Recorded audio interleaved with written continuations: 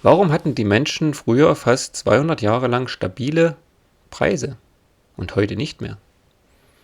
Was war eigentlich der Goldstandard und warum hat er die Wirtschaft wie ein Schiedsrichter gehalten?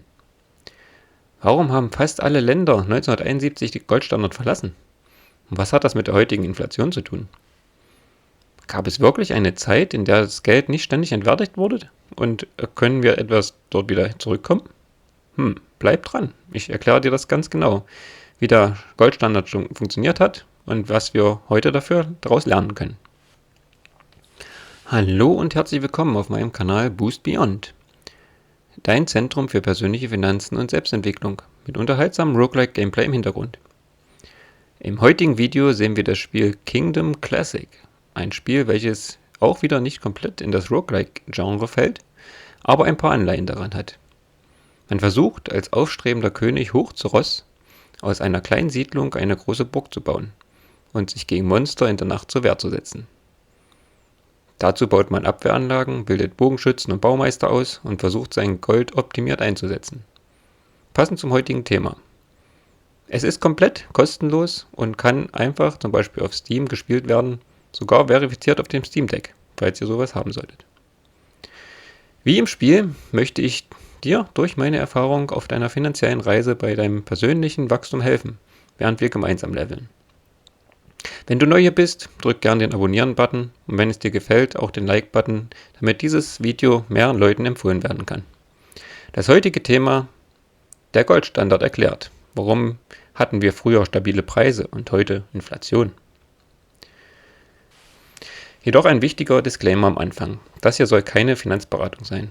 Alles, was ich dir erzähle, ist meine persönliche Meinung, mein aktueller Wissensstand und meine Interpretation. Wenn du also größere finanzielle Entscheidungen treffen möchtest, hol dir bitte einen unabhängigen Finanz- oder Steuerberater. Okay, los geht's. Also, was hat es eigentlich mit dem Goldstandard auf sich? Warum wird dieser Begriff auch heute noch als geflügelter Begriff für andere Dinge verwendet, die der Stand der Dinge oder auch das Nonplusultra sind? Gute Frage. Es war einer der wichtigsten Wendepunkte in der ganzen Geldgeschichte. Ich erkläre dir das jetzt so Schritt für Schritt, wie ich es mir selbst beigebracht habe. Ganz am Anfang muss man verstehen, vor dem Goldstandard gab es schon sehr lange Gold- und Silbermünzen als Geld.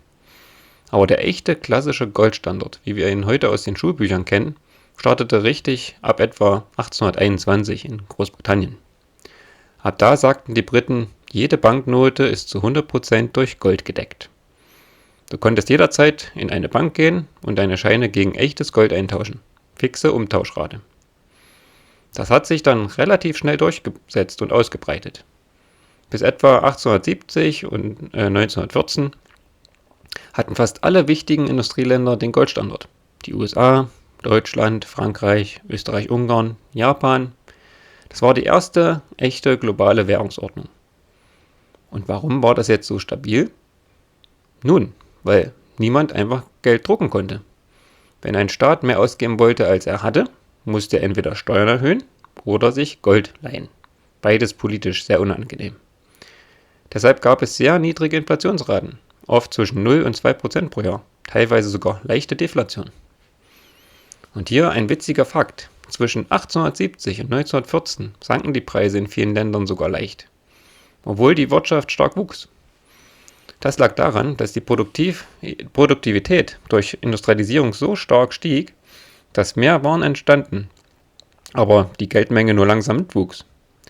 Im Goldstandard und seiner sehr ähnlichen Folgeform, auf die ich später noch zu sprechen komme, entwickelten sich sogar ein Hauptteil der wichtigen Erfindungen der Neuzeit, auf die wir heute noch zugreifen, zum Beispiel das Telefon, die Glühbirne, das Automobil und so weiter. Meine eigene Erkenntnis daraus: Als ich das gelesen habe, war ich total baff. Heute denken wir, Inflation sei so normal. Damals war aber Preisstabilität normal. Das hat mich richtig zum Nachdenken gebracht. Ist unser jetziges System eigentlich besser oder nur bequemer für Staaten und Banken? Der große Bruch kam mit dem Ersten Weltkrieg 1914. Fast alle Länder setzten den Goldstandard außer Kraft, um den Krieg zu finanzieren. Sie druckten massiv Geld. Nach dem Krieg versuchten zwar viele wieder zurückzukehren, aber es war chaotisch. Großbritannien ging 1925 zurück, aber zu teuer, weil sie den falschen Wechselkurs beibehalten wollten und gerieten in eine Wirtschaftskrise. Deutschland hatte die Hyperinflation 1923 schon hinter sich. Danach kam die Reichsmark, dann die Gold-Devisen-Standardmark. Die Weltwirtschaftskrise ab 1929 machte es denn nun endgültig kaputt. 1931 verließen Großbritannien als erstes den Goldstandard, die USA hielten noch bis 1933 durch. Dann verbot Roosevelt Privatpersonen Gold zu besitzen und wertete den Dollar damit ab. Nach dem Zweiten Weltkrieg kam dann das Bretton Woods-System 1944, eine Art Goldstandard Light. Der US-Dollar war direkt in Gold umtauschbar, jedoch nur für Staaten, mit 35 Dollar pro Unze. Alle anderen Währungen waren an den Dollar gekoppelt. Das funktionierte ganz gut bis in die 1960er Jahre. Aber die USA finanzierten den Vietnamkrieg und die Great Society mit immer mehr Dollars, ohne genug Gold zu haben. 1971 war dann endgültig Schluss. Nixon schloss das Goldfenster. Niemand konnte mehr offiziell Dollars gegen Gold eintauschen. Das war das Ende des letzten echten Goldstandards. Seitdem leben wir weltweit mit einem reinen Fiat-Geld, keine Deckung mehr. Hier auch wieder ein interessanter Funfact: Die Beendigung 1971 wurde als temporär angekündigt, nur dass dieser Übergangszustand bis zum heutigen Tage anhält. Was habe ich persönlich nun daraus gelernt? Der Goldstandard zwang alle zur Disziplin: Staaten, Banken, Unternehmen. Heute haben wir diese Zwangsjacke nicht mehr. Deswegen können wir Schulden so stark anwachsen und deswegen können Zentralbanken Geld drucken, wann immer es eng wird. Sie machen kurzfristig das Leben zwar leichter, langfristig aber riskant für jeden, der einfach nur sparen möchte. Auch die Wirtschaft wird seither immer wieder vom Boom- und Bust-Zyklen heimgesucht, die genau aus dieser inflationären Handlungsweise resultieren. Seitdem versuche ich, möglichst wenig in weichem Geld zu parken. Stattdessen Dinge, die knapp sind oder echten Wert schaffen. Zum Beispiel Aktien solider Firmen, teilweise Immobilien, ein bisschen Gold und seit 2024 hauptsächlich Bitcoin. Bitcoin finde ich besonders spannend, weil es wieder eine Art digitaler Goldstandard ist. Feste Menge, niemand kann die Regeln ändern. Und hier noch ein paar kleine Tipps aus meiner Entwicklung. Wenn du historisch schaust, war Preisstabilität über Jahrhunderte die Regel. Inflation ist die Ausnahme der letzten 50 Jahre.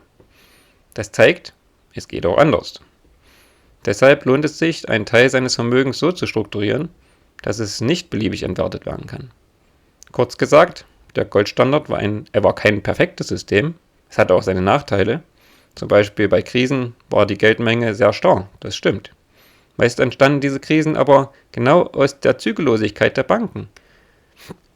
Aber der Goldstandard hatte eine Eigenschaft, die wir heute sehr vermissen: echte Langfriststabilität für Sparer. Was denkst du? Würdest du einen neuen Goldstandard wollen? Oder findest du das jetzige System tatsächlich besser? Schreibt mir das gerne in die Kommentare. Wenn dir das Video hier gefallen hat, lasst mir gerne ein Like da und abonniert den Kanal, damit er mehr Leuten vorgeschlagen werden kann, um auch deren Investitionsverhalten und langfristiges Denken zu verbessern. Wir haben nun schon viele verschiedene Spiele gesehen. Welches gefiel euch hier am besten im Hintergrund? Soll ich immer mal wieder wechseln oder mal eine Reihe vom gleichen Spiel machen? Sollte ich auch mal ein ganz anderes Genre wie hier einschieben, um die Variation aufzuhalten? Schreibt es mir auch gerne in die Kommentare. Vielen Dank und bis zum nächsten Mal auf diesem Kanal.